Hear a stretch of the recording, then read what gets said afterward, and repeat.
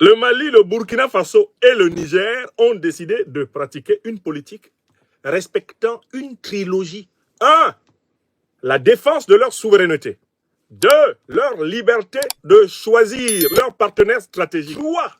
La défense des intérêts vitaux de leur population. Nous, au Mali, là, au Burkina Faso et au Niger, c'est cette politique que le président Goïta, le président Ibrahim Traoré et le président Tiani sont. Le président Goïta, le président Tiani et le président Traoré ne sont pas en train de défendre les intérêts vitaux du peuple russe.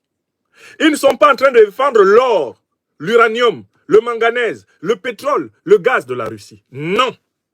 Ils ne sont pas en train de défendre le coton russe, le blé russe. Non.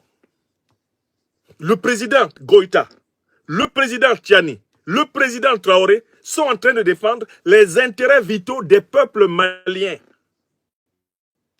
burkinabés, nigériens, les peuples sahéliens, les peuples africains. Nous, en Afrique, là, qui regardons leurs pratiques, c'est ce que nous savons.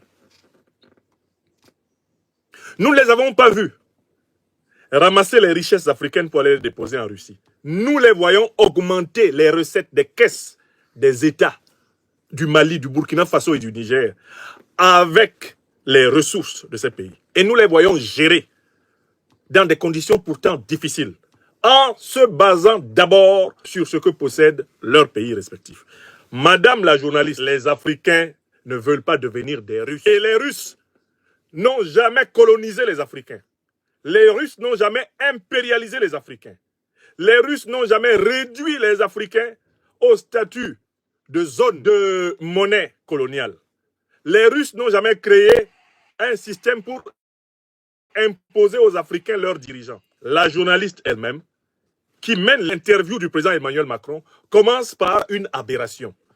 C'est le manque de respect profond envers le désir de souveraineté, de liberté de choix stratégique, de défense des intérêts vitaux des Africains qui s'expriment dans le Sahel.